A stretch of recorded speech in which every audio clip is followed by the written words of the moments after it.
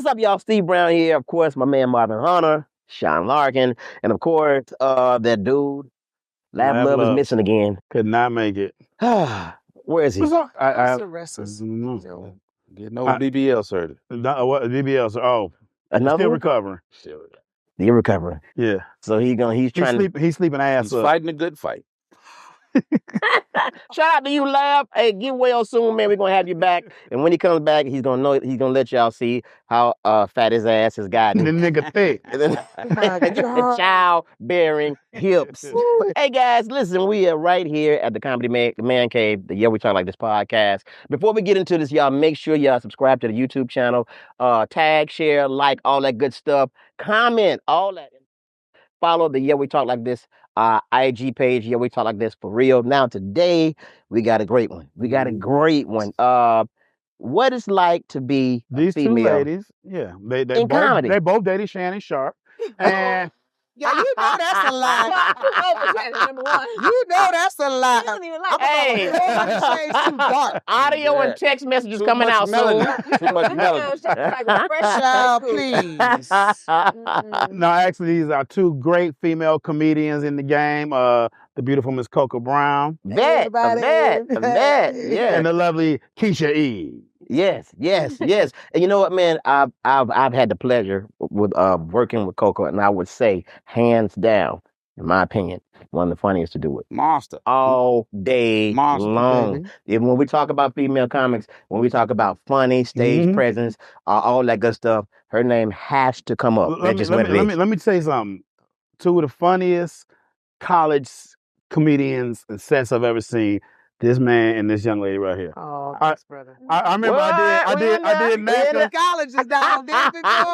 Mom, I did NACA 1 year, right? So I booked like 17 schools. Oh, yeah. And NACA is the 17 schools. Association of Campus Activities. So Yeah. no. So you do the little thing, and the students will book you right there. It's probably like 200 schools. I got 17 schools. I say, Coco, how many you get? Oh, 100. Effortlessly. I think I booked 100. How many agent? How many? 102. Well, 102.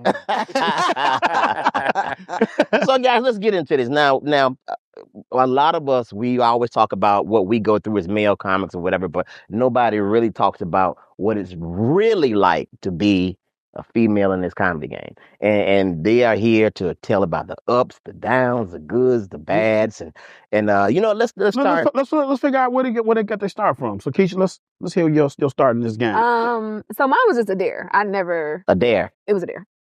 Okay. I was at people would tell me like you should do comedy, and I'm like, no, why? Like I'd be dead serious. So I was at a comedy show, and they announced that they were doing an amateur night, and one of my friends dared me to do the show. And I'm the type of person, like, if you dare me to do something where I won't get pregnant or die, just like, wow. I'm like, God knew how to do it. It's just comedy. Zale looked at it from his phone. Yeah. Like, all right, whatever. So that's how that happened. And then I did the show. I was like, I went out of town. I forgot I had agreed to it. They called me, like, the show tomorrow, whatever. I was like, oh, yeah, I'm going to come support. It was like, no, you on the show. I was like, oh, okay. And it was like 3 minutes. And I was like, I need 10. Wow. He's like, I know 3 minutes sound like a small amount of time, but in comedy, that's a long time. I can't do that to you. And I was like, I'm never doing this shit again. Give me 10 minutes.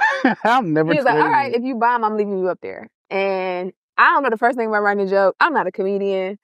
And the way my mind works, because I went to school for engineering. I got a master's degree in computer engineering. So the way my mind just works is like, how do I transition from one joke to the next? And I remember I was talking to one of my good friends, Tony Rock, and he was like, nigga, you ain't even got no material. What you mean how you get from one to the next? I just need to figure out how I get to the next point.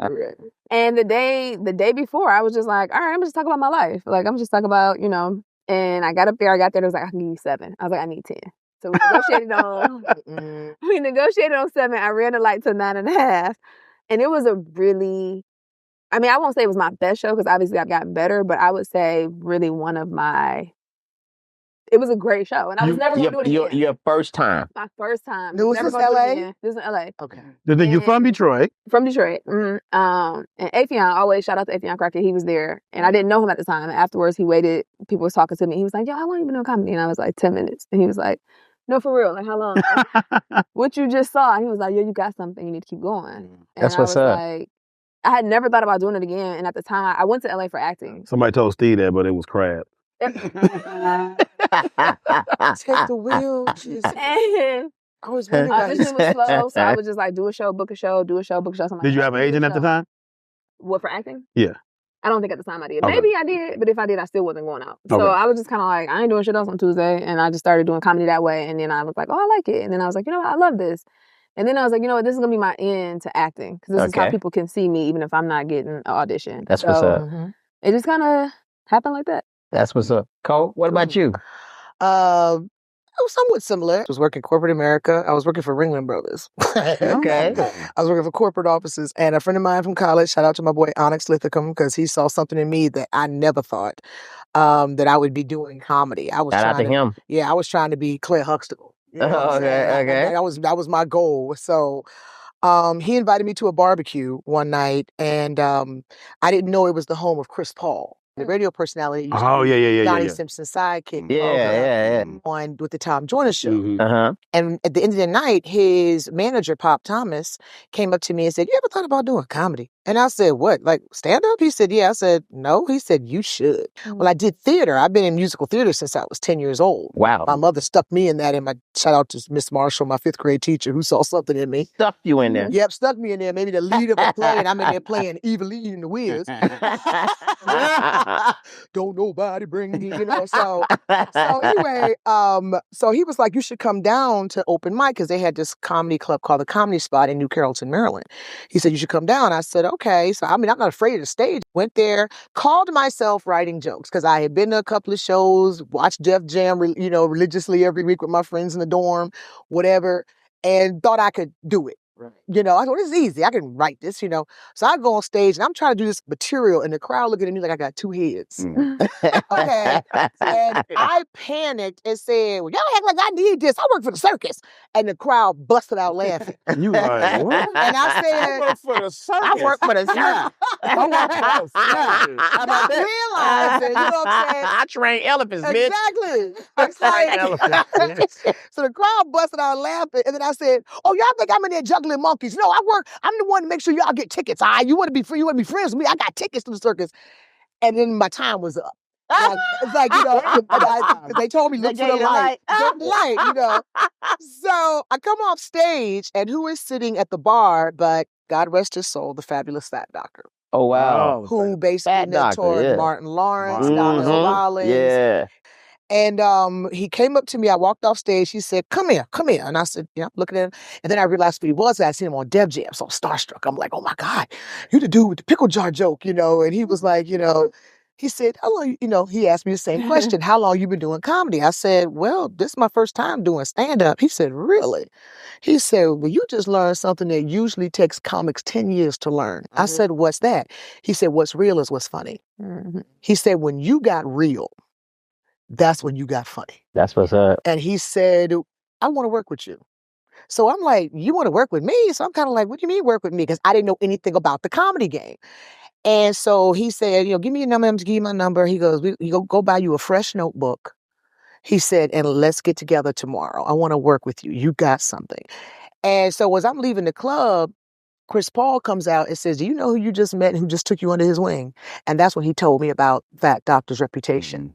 And to this day, you know, up until that man passed away in 2020, I would call that man and run jokes by him.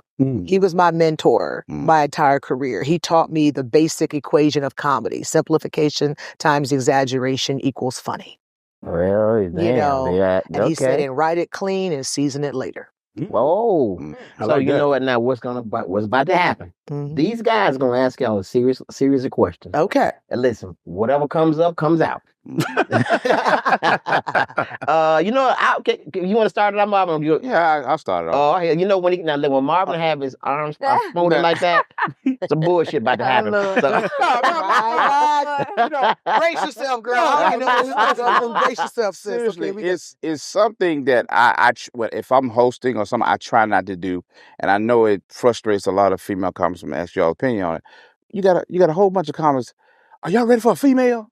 Rodney Perry hates that. Yeah, Rodney Perry I don't walked on like it either. stage What and are corrected y'all? him. Yeah, I don't like that. He hates Yeah, that. I had a Facebook post about it because I heard us and female comedians like, we hate when you do that. So yeah, what is it? It didn't bother me until I was told it should bother me. Oh, Because I was just happy to be there. yeah. You know, at the time when it was brought to my attention. And I say Rodney Perry because the first time I realized that was an issue, I was doing a show with Rodney and he said, y'all ready for a female? And Rodney walked on stage and dashed the mic and said, she is not a female comedian. She is a comedian. Get it right. And handed back the mic. And then came back and gave me the whole spiel of why I never let somebody introduce you as a female comedian. You are a stand-up. You are a comedian. And that just stuck with me. And, you know, and every now and then, you know, somebody tries it, you know, and I used to go up there, I'm a comedian, but now I just go out there and show them what I do. Yeah. So it don't matter. It don't matter. You know, so how do you feel about that?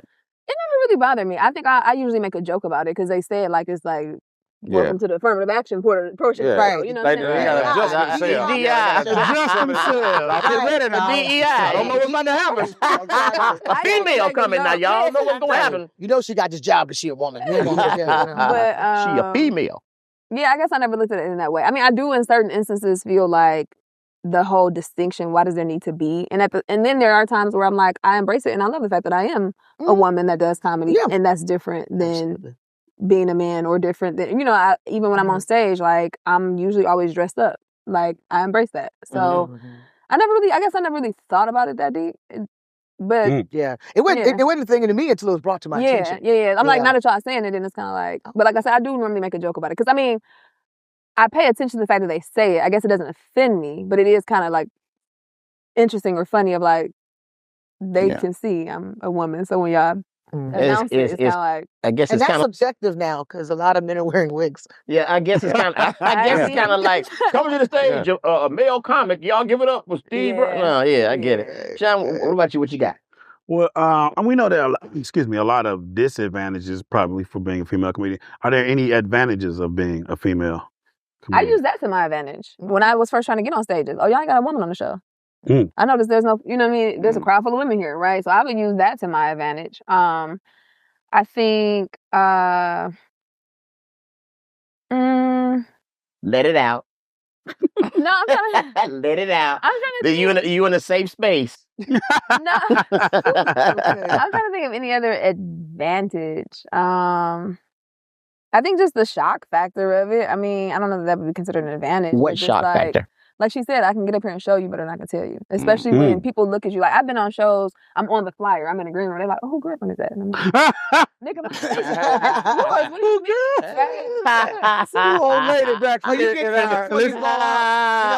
ain't never thought female comics are funny. Yeah, you're actually you funny? Like, I don't never think y'all ain't never funny. No, that's a thing. And I'm sitting up there like, you know, yeah, you talking to a stage ripper. You like, for real? Like I'm like a rabbit dog when I hear that. I'm like a rabbit dog. Have a seat, buddy. I'm foaming at the mouth like, oh, for real? Where's they show? Have a seat, buddy. I'm going to show you. All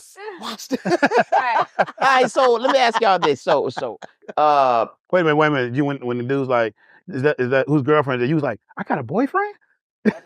Damn. So as far as relationships, how do y'all handle y'all relationships as far as being comedians?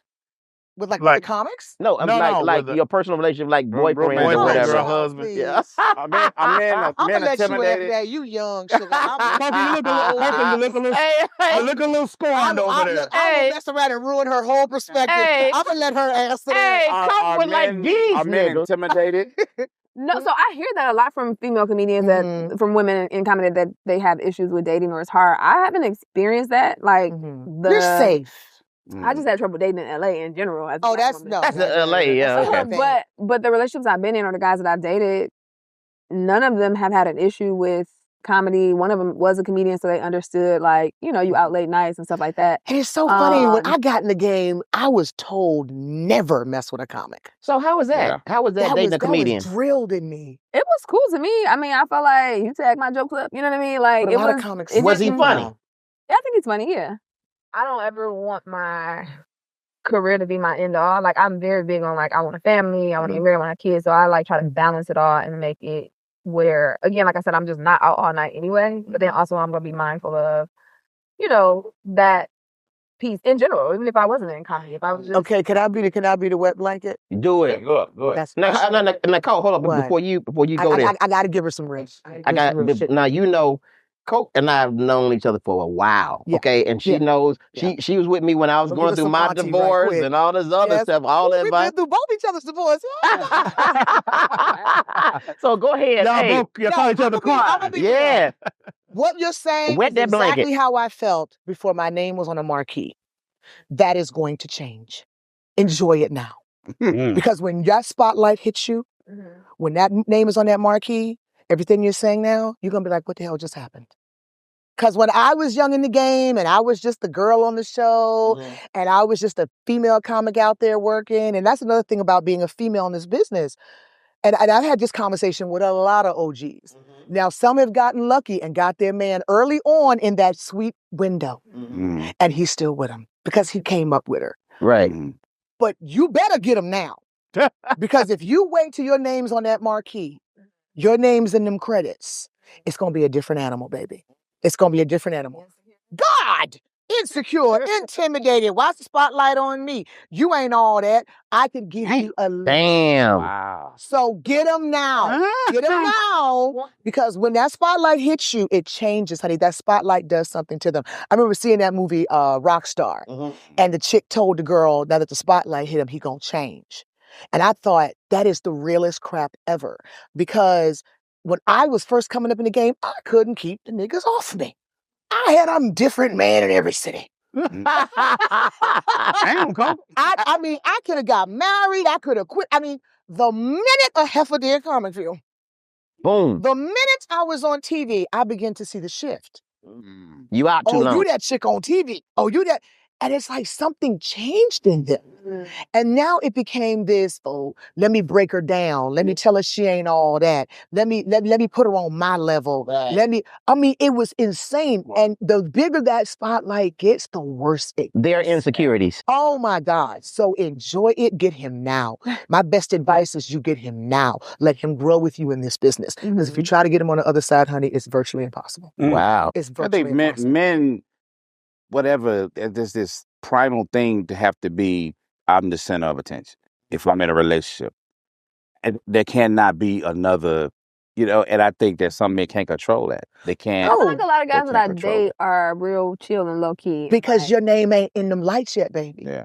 When them name get, trust me, baby, call me in 3 years, 5 years, and say, go get, Auntie, you was right. I tried to tell you, girl, get them now. I lock it down today. Because, I mean, these men talk a good game about, oh, baby, I'm here to support you. Oh, baby, I'm your biggest fan. Oh, baby, that shit don't faze me. Honey, I can't tell you the times I have been at an event on a red carpet. And I can see the shift in him happen when the photographer says, can I get some pictures of Coco by herself? What about me? What you mean, huh? Baby! So, I see it happen. Like, we done broke up. you know what the thing is? The thing is, if you get a mate, they have to be special. They have to be understanding, and they have to be filled with confidence. Everybody ain't built for this. Everybody's not built for it. Especially with men and women. Yeah. And like with men, just from my observations from the 29 years I've been doing it, and I've been there on a personal level through the divorces, the marriages, the baby mamas, the stalkers, whatever. And I've seen it all. All he gotta do is make her laugh. That's true. He can keep his rotation. Yeah. Keep his rotation. The stage bring them out. I ain't gonna lie. You make a Let me tell you something. I don't have. Let me tell you something. I have no game. Yeah. All you gotta do is come off that stage and. That's the thing. I've too, seen people it. ask, like, it's different for a male and a female because there are rarely single men in the audience. Rarely. Like, men Rarely. come to a comedy That's show. true. Are they gay? So we don't really have That's the true. opportunity to, like, y'all got them all after the show. And it's like, ain't no niggas here for me. Girl, wait, yeah, that is a true thing. Females, girl, let's go to the comedy show. I ain't never called my dude, be like, hey man, let's go hang out at the comedy. I don't know why. Y'all will do that with a few male comics. But not really. And you know who they are. Right. Yeah. I'm not my dude. I'm not my dudes that go to a comedy show. Yeah. That a bunch of dudes will go see a dude bash women for an hour. You know who they are. Yeah. You know what? But I've never been that comic to want to see guys just continuously bash women on stage. But there are dudes out here to do that. I mean, that's also, and a lot of black female comedians have a stigma of bashing males. Yeah. Is that a thing that y'all I mean, see? I know a lot of my colleagues do. A lot of them. We Yeah, we say that. I would be lying if I said that's. I mean, it's a lot of times we'll be sitting in the back of the room, like as soon as a female come out, we've been 5, 4, 3, 2. Little dick ass nigga. Money, give me some money. Yeah. But that's the thing that is a curse and a blessing for me. And I literally just had this conversation with our boy Talent the other day. I was in a show in Maryland, and it was me, Tony Woods, Joe Claire, Rodney Perry. And when I got the lineup, I was closing. Of course. So, but see, the part of me was like, I thought Moni go in the middle, like. So I'm sitting up there like, and Tony was like, "What's wrong, Coke?" Tony Woods, and I was like, I said, well, I said, I'm just kind of blown on this whole lineup. I said, why they got me closing? And Tony said, why not? And then he said to me, you telling me a sister that is one of the most feared comedians in this game and don't nobody want to follow is scared to follow us? It be like that. And I said, what? But it's a curse and a blessing. It is. It's a curse and a blessing. Definitely is. Because I pride myself that I'm not the typical female comedian. I'm not going on stage talking about niggas ain't shit or little dicks and all that. I'm going to touch on every race, creed, and color in that audience. Everybody's going to be touched by me by the time I finish my jokes. There was a time I jump all over the stage trying to do acrobats. Now I have to stand in one place because I'm that confident in my delivery, my timing. I know what I'm doing. And I went up there and something came over me. But the thing is, it also keeps me off tours. Yeah. I've been kicked off. Been there, done that. Been there, done that. Off tours. I was doing the same 14 minutes and 59 seconds for 13 dates. That 14th date that the reporter decided to say I should have been the headliner. I was sent home. Oh, wow. And I was doing the same 14 minutes and 59 seconds. So it's like, it's hard when I hear the other female couples, it's a rite of passage. I went through, come on, Steve, come on. Y'all grew up with me in this game. Right. I went through a phase, I was dick pussy. I mean, it's a rite of passage. That it was sex. It was fuck shit, all kinds of curse words and no punchlines. It's a Hey man, don't talk about my set. Like because you're trying to find your voice. You're trying to find your voice. You know what I'm saying? Yeah. So let me ask you this, because I've been doing it just as long as you, and I'm still trying to find my voice. Have you found your voice? And I'm still finding it. Exactly. I find it and evolve. You forever, always evolving. Constant evolution. I was just telling my boy Big Vino the other day. I know you love him. Shout out to Vino. No, but that's a whole other story. But I was literally talking to him yesterday, and he calls me OG, and Soul Korean calls me Sensei. They call it Sensei. They made me feel like the Oracle. And so we were talking, and he said, the one thing about you, sis, he said, that I've noticed with you is that I watch a different Coca every few years. You challenge yourself to evolve. Yeah. If you start with my very first set on Apollo back in 2001 and look at me now and go through all those sets, it is literally a different comedian on that stage because I allow myself to evolve. Right now, I feel like I'm in my auntie phase. I'm up there giving some sound advice with a little bit of, hot sauce on the side. Well, it's sound advice that a lot of comedians need to hear. Old and young. Yeah. Old and young. Let me question. This one's for Keysha. You're a little younger in the game. Who do you look up? Who do you or have you looked up to? And it could be male, female, as far as comedy goes. For anybody you wrote. Don't say that, nigga. I'm just kidding. Go ahead. People always ask like, who is your inspiration or whatever. And I think because how comedy started for me, it was like nobody. I mean, I have comedians that I like, of course, but because I was never like I wanted to do comedy, I wasn't studying it or anything like that. I feel like I didn't have anybody that necessarily. Yeah, I had to go do all the research after I became a comic. That was me too. On different styles and different comedians because I was trying to be Claire Huxtable. So question. But I think that in a sense, allowed me to just really be me. Like I didn't get as opposed to grooming following somebody else's style like that. It's like I'm just talking about real life shit. I feel like God gave me jokes every single my life. I be like, this gotta be. Yeah. This is an hour set right here. So. Yeah. So I noticed you and Sean are really cool. Day one. What's it like hanging out with this dude? Because he is a fucking headache. So me, when I moved to LA, Keysha was one of, I'm gonna tell He her. gonna try. He gonna try. She's He one gonna of try. the first people I met in LA, and And she don't like. invited me to her church, and I started going to her church, and I would go to church with her like at least whenever I was home on Sundays. Faithful Central was it agape? And he would come.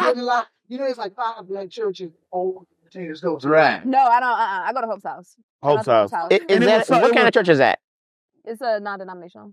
I want to know. Okay, It so was Church of God in it felt Christ, something like it had a that. southern feel to it. And Church of God. You went to Church of God in Christ? They had one in It's not Glendale. Christ. Okay, Deep in because the I valley. went to one of those Yeah, churches. yeah. too. It's deep in the They valley. had one in Glendale. Oh, It's okay. just a Not with this dude. Sean is cool. I like Sean. It's my homie right here. Yeah, and I give her sound relationship advice. He's, He you know. be playing, throwing me an alley-oop when he sees somebody out. Yeah, I'm trying to hook her up. Sean is trying to traffic you. Fuck Sean. Sean is traffic you. Sean is trying Jesus. trying to traffic this young lady. When I moved here, I stayed with Sean. He's my homie. Yeah, yep, definitely trafficking. Definitely trafficking. So okay, so let me ask you this. Your worst promoter stories. We all got one. But as nothing it gets we all got Oh my one, God. But I know but hers is the most. yeah, but so we'll start with you since you're the young one in the game. Worst promoters? See, they ain't bad like they used to be. So you might not have none. It's too much, too much Me Too movement right now. Yeah, I was just gonna say Back that. then it too, wasn't- yeah. So have you ever had a promoter come on to you before? No. What? You ain't had nothing going on Yeah, yet. so- Yeah, you know why? Yeah. You got pretty good right now. Why are you here? Are you on the road like that? Okay, yeah. Are you traveling? Are you on But the see, I road? go on the road with people that are like Lil Rel. Well, see, she's going with Cass is gonna protect her. Yeah. Yeah. Lil Rel, protect somebody. Lil He Rel. lost that. They didn't got a contract. Johnson. Oh, all right, okay, Lil Rel, yeah, okay. Shout out to men Lil that are Rel. not, I like love Lil. Ryan Davis. Ryan, I've cool. never had nothing like that. I had a show one time, and I think it was Sacramento for what was it for? Was you on that show? No. Mm. And when I got there, they had an issue with like hotel rooms, and the guy was like, "Well, I could just give you my room," and I was like, What do you mean? What do you mean? Give you his room? Like he had a room. I guess they had ran out of rooms. Uh-huh. And he's like, well, I have a room and I can just give you this room and I'll go stay wherever. Like I was only staying for one night because I was going back to LA the next morning. That was pretty noble. I mean, no, because have your shit together when I get up here. Huh. Oh, you ain't Yeah, seen. because most Get to the horror. most promoters would have been like, you come chilling here. Hey, Sean, how they with pose? a little towel on. I had another a female comedian that asked me that too. She was like, how do you handle when dudes talk to you this way or da-da-da? And I don't get that. And I think maybe it's because of how I carry myself. And I never did the dick, pussy, suck dick. Like I never did those jokes. And so like I really just don't play them games with people. Like I don't even, in conversation, I don't give you an inch so that you could take that mile. So you said that guys don't come at you like that because of the way you carry yourself, but yet when you walked in, you didn't have on a top, and we had to make you put on your shirt. So we don't understand that. What do you? Where you going? Where you going with this? I just love her. It's like very like, coming up in my era, the creative tour. And she's talking, I see butterflies and rainbows around her. You got it good. You got it good. You got it so good. Oh my God. Tell them about the creative. Wow. Tell them about the She creative. just wakes up every day. I can do anything. Yeah. Optimism. You definitely blessed. You definitely blessed. You blessed. Okay. Coca, tell them about the creative tour. Hey, if only the young comics knew, they would be half of them would not survive. They could not have survived. They'll be working at the bus stop somewhere. They'll be doing something else other than anything other than comedy. Maybe quit comedy. The creative tour back in the day was dates set up by, was it the Comedy Zone or who was it? Bob? Bob. Hef or somebody. I seen it, right? Hef and all of them. Yeah, the creative but tour. it was the Chitlin circuit of black comedy. Yeah. And it went from Carolina.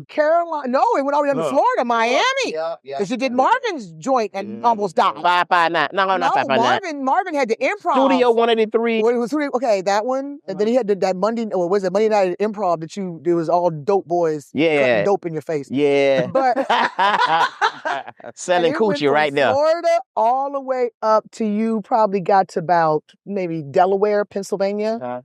You know, and Drove the whole time. and you drove the whole way. time. You would meet comics, whoever had a credit card, which was always usually me, had to rent the car. Yeah.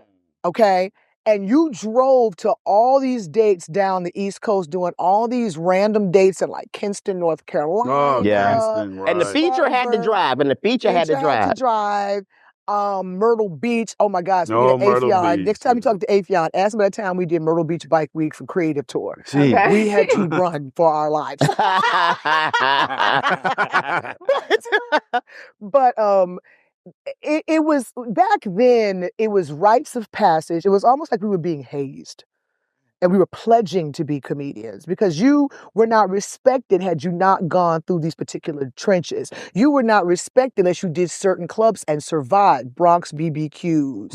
You know what I'm saying? The Peppermint. The Peppermint. 559. They'll kill you in there. Dixon's room. It's like you weren't even respected had you not done these stages, you know, because it was like a rite of passage. Well, you would pick up money as you went, and sometimes your hotel room was nice, and sometimes you were in a whole house. You was in a brothel. Or with a family. You live with a family. Seriously, I remember being in a hotel with Nick Lewis and Rob Stapleton. Oh my God. And they put us in one hotel room, and the TV stand was an old refrigerator. Like, and it was people selling ass outside. It was crazy. Awful. We left and just drove to the next gig and slept in the car. We was like, we're not doing this. But honestly, yeah, I mean, like I said, when I listen to you, I'm like, oh my God, these babies, they're like the Mary Poppins of comedy. The Canadian little condo at the Toledo Funny Bone. That don't count. That shit was like the condos are pretty bad. I'm like, what? He said like a little The same house. You know they're saying the Comedy Caravan one in Kentucky? They had a chalk outline on the floor.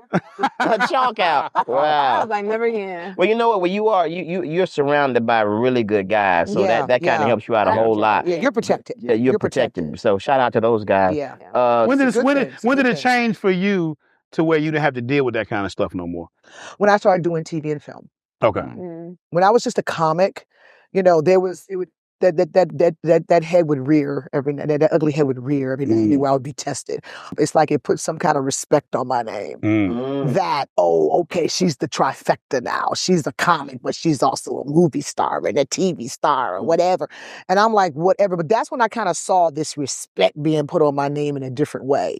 When they could say my credits were more than Def Jam, Comic View, you know, and they could say, oh, she's with Tyler Perry. Oh, she's on 911. I just saw the shift in the respect that was put on my name. But I wouldn't trade anything that happened to me in my early years. I mean, made you who you are. It made me who I was. It gave me a thick skin that a lot of stuff just rolls off my back. A lot of comics, they about to kill themselves because they didn't book a role on a TV show. Honey, I walk in an audition, give it 150%, and I leave that shit there. You I know, don't think about it till they call me for a callback if they do. You know what, Cole? The thing is, from what I've seen from you is you've done a lot, TV, film, and all that, but your reputation out there still is, no matter what she's done in these TV, film, and all that, she will rip the shit out of a stage. And I think that, to me, is what keeps you so relevant and booked or whatever, because your actions, just like on stage, it's remarkable. It's something that when you're raised, because like I said, you know, like I've always said, and I don't know if you saw this, Sean, coming from the East Coast, but when I moved to LA, because I was out there for 12 years, and when I moved to LA, the perception that comics had out there were very different from the East Coast comics. Oh my God. Like they literally, way different. They're little, and it's no disrespect, but LA comics that were born and bred in LA, they're coddled. They don't have no battle scars. I'm gonna say this about Keysha, because Keysha started in LA. Right. But and there's a lot, and I mean a lot of comedians in LA that can't go nowhere. They can't go outside. They cannot go outside. They do shit on stage in LA, and I be like, you couldn't go to fucking Atlanta. You couldn't go to Florida, New York with this shit. It just wouldn't work. See, I've seen this young lady. She can go anywhere and kill it. But she still got that Detroit in. She's got people like you and Afion in her corner. They're probably training you the old school. No, Cole. Afion. Afion, not him. Afion. Don't do That that. nigga. Don't do that. Not him. Let me ask Look, you. Sean got his stripes. He had Frozen Palace, man. Yeah, Frozen Sean, it was, I think that was my first fight, wasn't it? Or maybe my second or Frozen third. Palace The was a rite of Frozen Palace. That was a rite of You ever heard of passage. Frozen Palace? So I did a night called the Frozen Palace Thursday night on Old National Yep. College Park. Shit didn't start till 11:30. Or the next day. Niggas sold crack on the patio. Niggas you get robbed in the parking I saw lot Dirty in South College smack Park. the crap out of him. Miss Pat kicked Dirty South in the chest one night. I heard about that. But you know something about It the would go program? down. But Sean, you know what? They would do all of that stuff, but when the comedy show started, they were there for it. Yeah. Yeah, They- you had to you- cry. But niggas that's get also true. killed, Crowds all were that. trained back then. Remember Yeah. when Yeah. a real good host could train his crowd? Yeah. D-Ray was one of them. He could train that. Because remember the Riddles thing- back in the day? In Oh, yeah. Chicago? Yeah. Oh yeah. Every- people- D-Ray hit that mic. and People getting raped. I'm talking about men. And as soon as D-Ray hit the stage, everybody calm down. They ready for comedy. Every club in Atlanta had a reputation. Like people came from out of town was scared of this town because it had a reputation of the roughest goddamn crowd. And host. Atlanta, Like Nard. Because the host would make it Shout out to hard. Nard. The host would literally make it hard on comedians. Yeah. Before I moved there, I was doing comedy. I would come through here and I would go to Uptown and I would watch how Nard did, and I would say to myself, I'm not never gonna do that. Well, let me ask you this: What? joke thieves. Oh. Okay, Oh, so dear most God. time you hear about joke thieves is men. Have you experienced that? I got a call yesterday saying a chick was on stage doing half my act.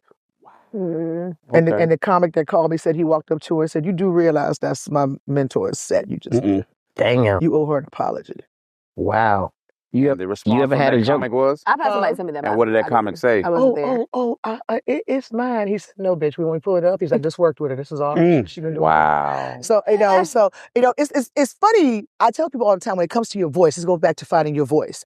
You knew you have found your voice and you have set yourself apart from the pack when you start getting calls going, "Nigga, this nigga trying to be Steve Brown. Right. This fool trying to be Marvin Hunt. This fool trying to be Sean Larkins. This fool trying to be Keysha." That's when you know you found your voice, when someone's trying to emulate you. Yeah.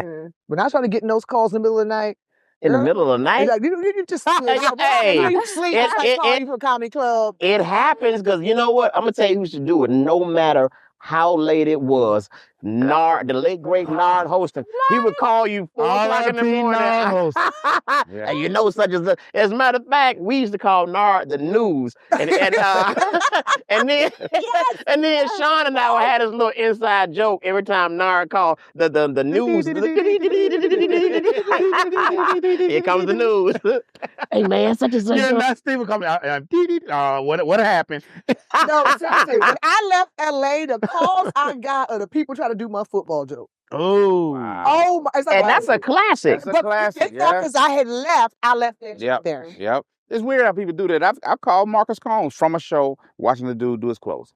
I said, right now, as I'm talking to you, that same dude. As a matter of fact, I confronted him. Same dude. I Yep. confronted him about same dude. I've So confronted you ever him. had somebody do you like that or? Somebody told me that somebody did. I don't know. I didn't see it. It wasn't recorded or anything like that. Right. But somebody Joke told me what? that. It was a joke I did. It was one of the first jokes I did. Please that don't night tell your joke on this podcast. that I did. Because a lot of these cats like to go to do search old episodes of Comedy Video. No, tell us a joke, cause I'm gonna do it. No, you what? What you gonna say, Steve? It was one of my I'ma first do jokes. I it. wasn't even doing it no more. So it was like whatever. But it was a joke I did the first night that I did comedy when I was talking about how I process like certain things, and it was a joke about a particular rap song. But most of my stuff is, I would say, 90% of my material is so personal. Like even the stuff I do now, it ain't no way you can steal that and be like that. Ain't But you know what's Keysha, crazy? Don't you love But that she really believes that? That is so beautiful to me. I just don't you feel can like take some of it and maybe do something else. But if you literally took my joke, like it's so personal. You could maybe take. I feel what you're I feel saying. what you're saying. I feel what you're Yeah, saying. but they Because could that's do it. like, I had somebody try to tell me that I stole somebody's joke. Somebody, believe it or not, you there. got your cherry busted then. And that's what that is. Yeah, when you finally get accused of being a joke thief, and you're There- like, what, me? There are people who can take your shit and do it better than you. Yes, it's true.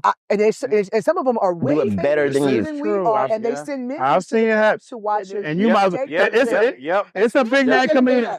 It's They a will big send name their comedian. minions to take I your hear that. set Yeah. I hear that. and take it back to a major star, Yep. and you're watching your shit on HBO. I've seen that, and I was like, I don't know if we just had the same idea on this, and that's what the guy tried to call me out on. And then he was like, what was his name?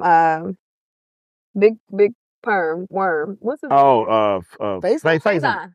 What happened? I had posted a clip on my Instagram, and he commented and was like, "That's crazy! You stole this joke, da da da da." Right? And I was What? like, now mind you, I did this joke on Revolt in like 18, maybe, Mm-hmm. and it's on Netflix last year, 2 years ago. So I'm like, I got receipts from when I did this joke, right? And then I think he ended up reaching out to people, telling people whatever. And he said something to Chris Spencer, and Chris Spencer was like, "Oh no, she official, like Legit. she, yeah." Then he DM'd me an apology, and I'm like, "Well, no, put the back under my Yeah. Trust me, baby. Look, I had a very big name come to me about joke thieves, and never told me I was a joke thief, but on a whole Twitter rant. Honey, let me tell you something. I got a full apology backstage, Backstage. but never has made that shit But never public. public, yeah. Never. Was like begging for my forgiveness. Like, I am so sorry, sis. I'm so sorry. This bitch got in my ear. I'm like, babe, I pinned the just go on your comments. show and tell everybody. You gotta like, when you tell your personal story, you gotta keep it personal because that keeps you safe. Not always safe, but it Yeah. keeps You gotta say. You gotta. There's some gangsters out Every here. 5 minutes you gotta say trademark. Trademark. No, seriously, when I did that football joke, I didn't think anybody would be crazy enough to steal that. That was very deep. That And was when very I left detailed. LA, the calls I got of people attempting to do that joke. I've had people tell me, "Stop doing this. Don't do this. Don't do that." I've heard, yeah. If people think I do, they're like, "Don't do that." It's certain places you don't work out at because you might as well leave your notebook in the green room. Yeah. And what's crazy is the ones that steal the jokes are the ones that's accusing everybody of stealing. So let's get to this. So are you a parent? You got any kids? No. Okay, so Cole, what's it like being a parent, female, just you having your son and you and just dealing with your vigorous schedule? Because I mean, because you're always. When I go online, I see you and Little Man, not Little Man no more, Big Man, yeah, just doing your thing, and I know that's like. I am very adamant about balancing that because I have, been in the green rooms of a female comic crying because her child hates her because they feel like she chose the career over them. I never wanted to be that. When I became a single mom after my divorce, that baby was not even a year old. That child went with me everywhere until he had to go to school. Then I made sure I had that village in place. I've had an amazing nanny. Shout out Miss Ruth. I love you so much. She's family. She's been with me and my child since he was 5. And she is family. I had to have that village. But when I say, probably one of the main reasons I am single is because when I'm home, I'm mama. When I go out on that road, or sometimes I'm gone 2-3 weeks filming, whatever, I come home, I am mama. I am present. I am at the practices. I'm at the PTA meetings.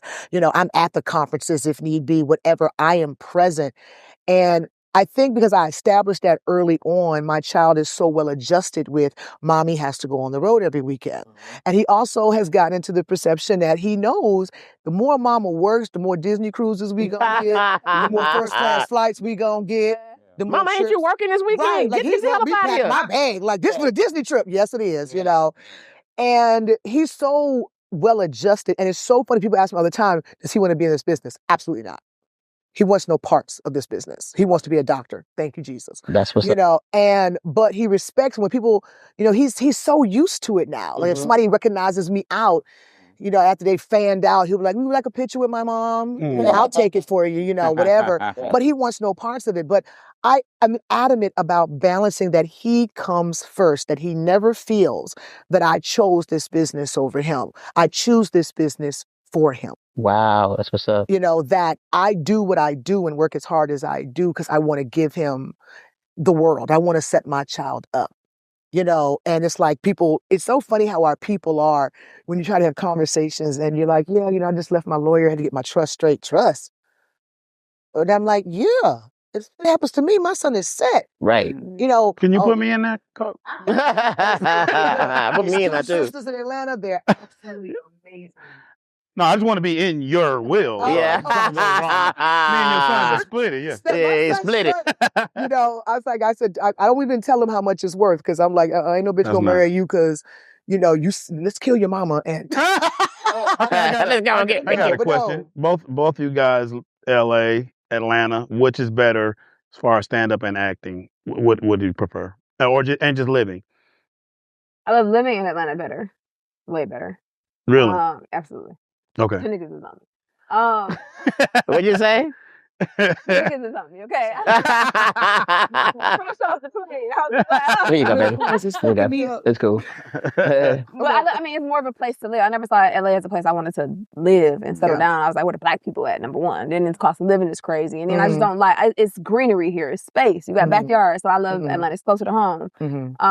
I feel like stand up to me, I feel like there's obviously more clubs in LA because I feel like I'm getting adjusted to doing spots. And I feel like that's tough because you're fighting against, it's a cigar bar and people came here to smoke cigars and talk. And you got somebody sitting on the side of this thing and a pillar, they can barely see you. I feel like that's a tough room versus LA where it's more actual comedy clubs, yeah. Right space for it. I feel like more, in my experience thus far, but I've only been here for maybe 6 or 7 months, more opportunities in comedy there. I've actually been doing a lot of acting since I've been here, but I think it's too early for me to kind of really tell with acting, like which one is better. I mean, obviously I think you have more opportunity to be seen in LA. But overall, my purpose of moving was like, I gotta focus on my personal life. Like I'm at a point where it's like, I love stand up and I'm not like, fuck it, but I'm also like, I don't want to not ever be a mom, ever be a wife. Good girl. You know. Good girl. Good girl. That is good girl. Choose your friend. That mindset. Choose your friends better though. Choose your which one's better for you? Okay, mine is more on a personal level. I came to Atlanta because I had to take care of 2 dying parents.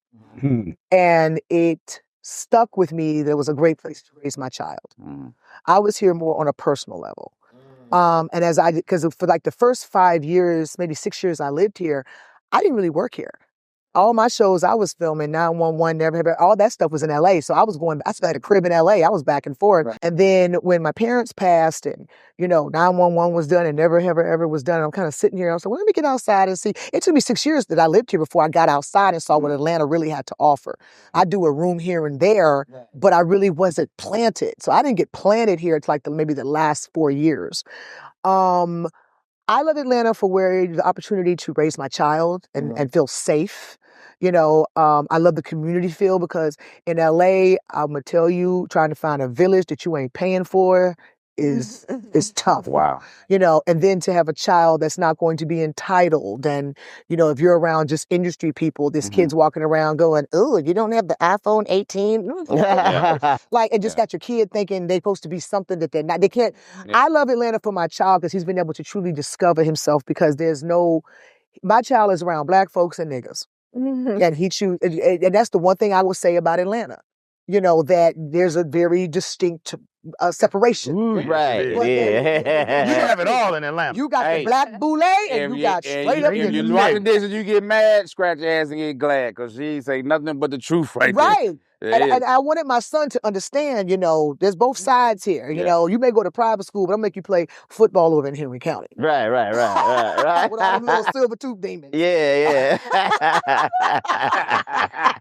Henry Clayton. But I can't lie, I miss LA because of my industry village. It's a different energy when you're not the biggest fish in the room. I feel like sometimes, and I say this humbly, I'm not saying this arrogant at all. When I go out sometimes in Atlanta, I feel like I'm the biggest fish in the room. And everybody wants to come to me like, oh, you on Fox. Ooh, you on this, you on that. Ooh, what do I do? I love going to LA because when I go out in LA, I am not the biggest fish. I'm sitting next to Emmy winners, Oscar winners, EGOT winners. And I'm just like taking it all in. I'm not the big fish in the room. So I'm learning. I'm growing. I come here and I feel like I'm the freaking oracle when I go out sometimes. And I say that humbly. You mean here in Atlanta? Yeah. But you know what? I can see that because, and I don't, again, you've accomplished so much and there's still a lot more to do, but people I'm having a hot flash, y'all. Just pause. Okay. when your name comes up here in Atlanta, it automatically comes up as you are a stage ripper. So people want to be around that and see what they can absorb. And they think I'm bigger. If I saw myself the way people saw me, I'd probably have an ego as big as this building. Because, you know, people see my body of work and they're like, you did it. You got the brass ring. You're a working stand-up. You are a working actress. You are a mother. You have this, but they don't understand how many pieces have to go into that engine to make that car continue to move. It's a lot. And it's like I have to sometimes go to LA to get fed so I can keep that mindset, because I will say, Atlanta will make you comfortable if you're at a certain level. And I've had this conversation with a couple of other well-known actresses and actors that live here now, that it'll make you comfortable. Because, I can work. I can go out and do 20 independents tomorrow just by saying I'm available. Wow. Yeah. I can stay working, but is it challenging me? Yeah. Is it going to elevate my career? Don't get me wrong. I love doing indies because I am given a certain level of respect when I show up on that set.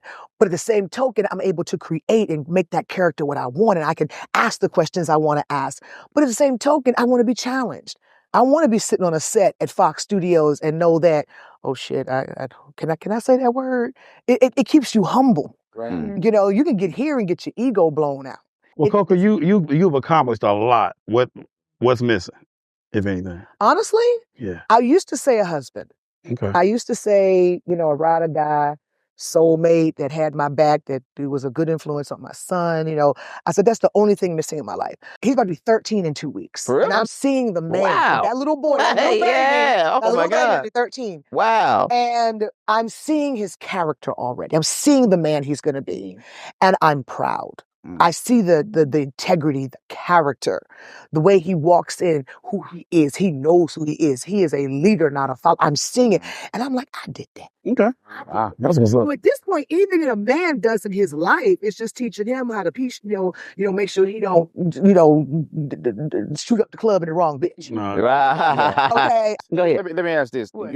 I not too long ago talked to a promoter, and he's trying to put on a show. He does it regular. I suggested female headlines. He tells me our crowd ain't ready for that. So now what? Because he didn't think females were funny. Who is And he? you hear that. Babies have been You hit.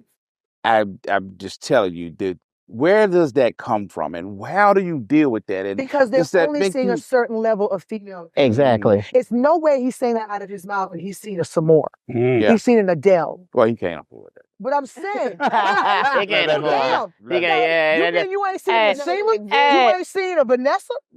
Yeah. You ain't seen a B Flat? You ain't seen That's what he. That's what he really saying. He can't afford it. That's what he get that way. Keysha. So you get a Juji Fruit, Keysha, oh, not don't disrespect, but I'm just saying, you get some heifer that just got you, but I'm saying, that chick that just showed up because she funny around her boys or whatever, with her titties out, thinking that's how you tell jokes, and that's your blueprint, that's your bar. I like titties. So, You can't but I'm say sure nothing like that unless you- I'm sure- You ain't with this nigga. Comedians, y'all talk about that all the time. What do you think is it misogynist? What is You it? gotta understand, we do have a slew of social media content creator, female so-called comedians out here snaking up the damn game. Oh, Let's just keep that call yeah. I just did a show for the NFL Players Association. I was trying to find a husband. And They get the comedy. in San Antonio last weekend. And I'm at the table with everybody smoking cigars, a little after party, And this woman comes to me and she says, how are you not on these tours? I went and saw this tour with these people on it. All them females was garbage. And she started naming them. Of course, there's social media. Exactly. And I said, well, baby, they're not us. Exactly. They're not I'm like sorry. And I hear that so much, but you got to understand, when these young babies come to me and they say, mother, auntie, Coca, what can I do to make it? I'm like, baby, in actuality, baby, yes, work on your craft. Yes, try to find your voice, but you better mess around and get a bunch of commas above your head. Yeah. Because that's the only way, because it's like they're putting them on tours, paying them $25,000 a show, and she's stanking up But because she has 3 million followers, You putting her on. and the thing is, this goes back to how y'all train y'all crowds back in the day. Back in the day, they didn't give a damn Who you were. You had a whole sitcom, #1 sitcom. If you stunk on that stage, they was booing your ass. Yeah. The Def Jam crowds are gone.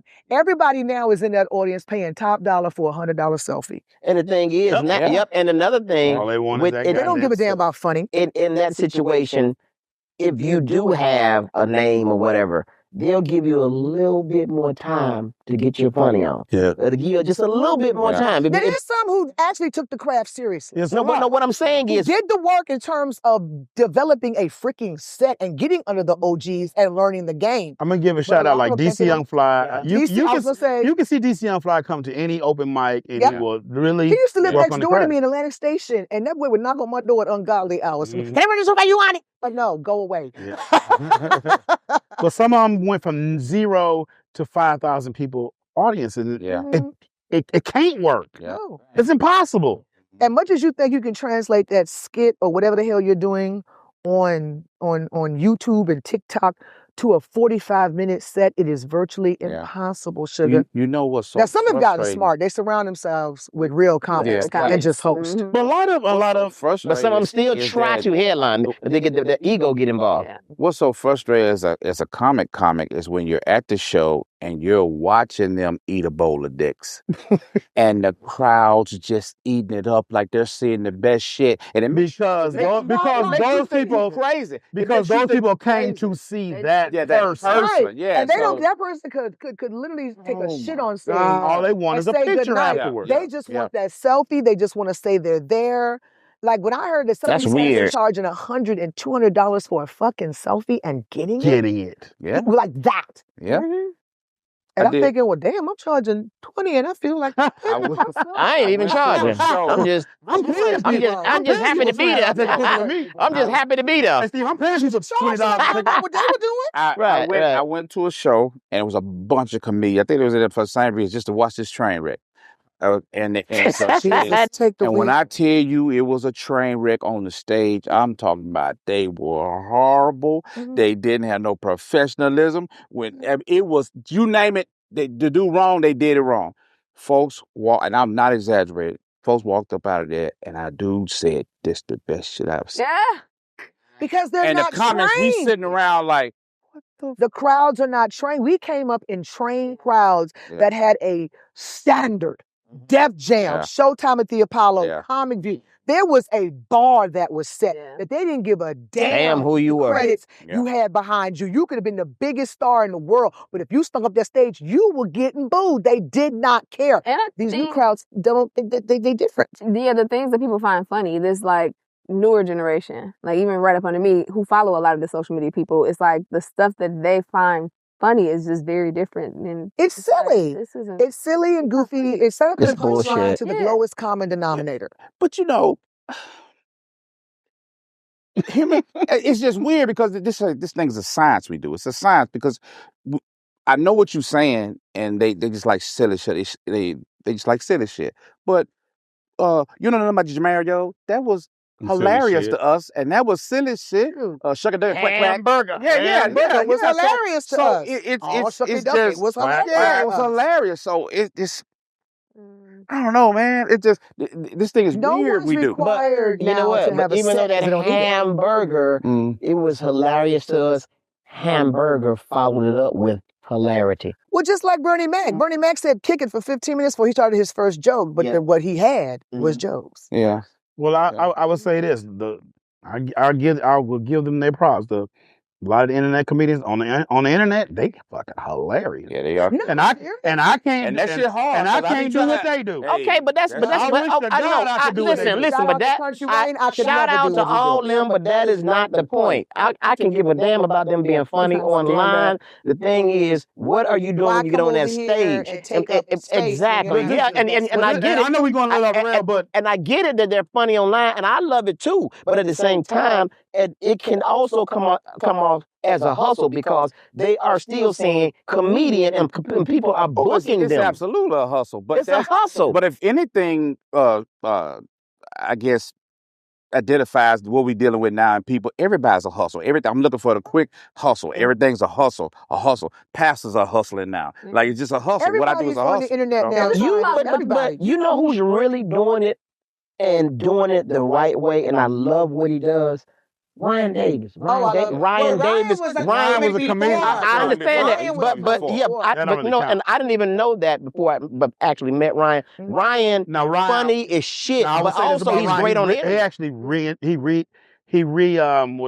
recreated himself because he was just like a basic comedian. He was the dude in North Carolina doing jokes at the Comedy Zone. He was, and it's like everybody else. I don't know what he did, but he really. I admire it. I admire it big time. Found his niche in the internet world. I've seen He it can in do both, stand up and Of course, But you know, of course. he did talk about how it was hard for him to come back and get his respect that he felt he'd already earned. Because everyone thought he was an internet comedian. Yeah. And he's like, no, I've been here. But because he hadn't gotten his name out there before he blew up on the internet, it was like he had to go back and prove his respect again. So a lot of King was doing comedy before. Exactly. But before see, so a lot of these guys are Ryan Davises and Shula Kings without the jokes. Without the jokes. Mm-hmm. They can kill that internet. They can do all that. I like how 85 South spent it and just made this whole, like, they're not up there. I think the only person that actually maybe does a set is Carlos, maybe? I don't know. I don't know. But I heard it's more of a crowd interaction thing. And That's honey, what let me tell you that's something. what I don't know it is. about y'all, but I'm about to jump on this little crowd work and shit. You mean I ain't got to write a motherfucking joke? All I got to do is sit on stage. Hey, when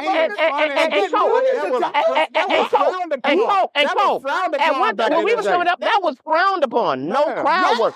The promoters be like, listen, don't you get out there talking about my goddamn audience. They came to see jokes, not you talk about them. Honestly, get away with that was DL usually back in the day. Yep. The only one. Yep. Yeah. And you know what? And they deemed him not. People say, "Oh, DL ain't funny," but DL one of the funniest motherfuckers in Very smart. Baby, Very funny smart. I don't work with that shit. king plenty of times. Funny as shit. So listen, before we get out of here, I gotta touch on this one, and this one might be a little sensitive, but I gotta touch it because we got you here. Okay. The fire. Oh God. Can you talk about that?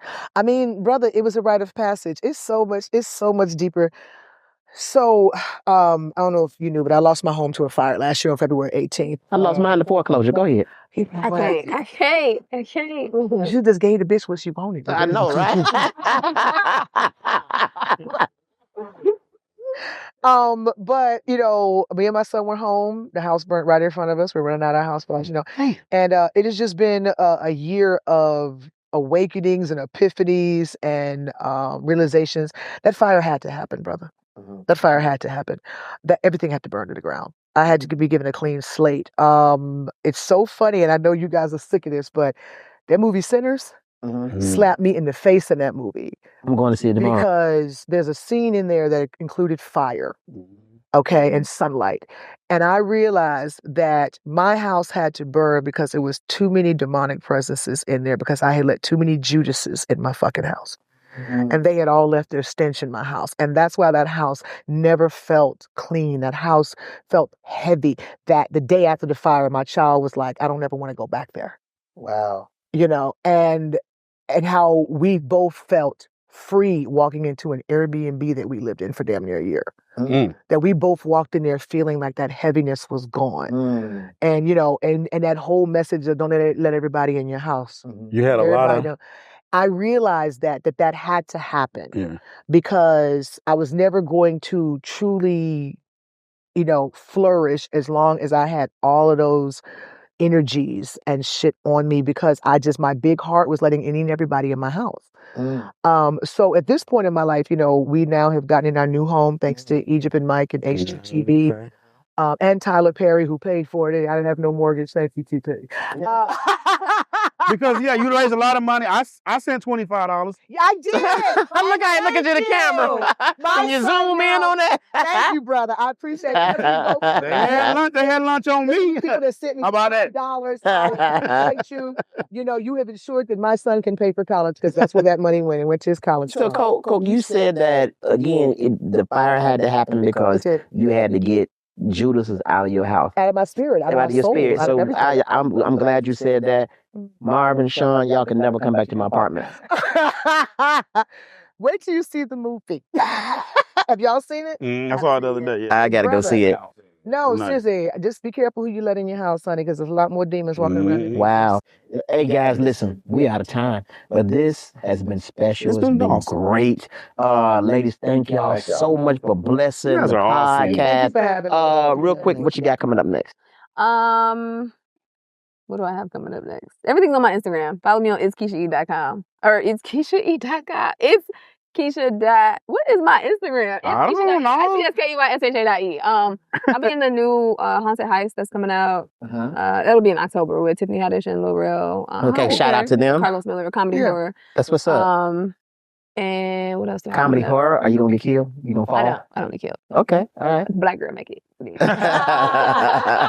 There it is. And then I don't know when this is coming out. So Okay, yeah, everything I cool. have, just follow it. Say your Instagram one more time. So It's Keysha.E. ITSKEYSHA.E. y'all make sure y'all go follow this talented young lady. Yeah. What you got from the listen? And Quick, keep that Coco. hope in your heart. Keep that.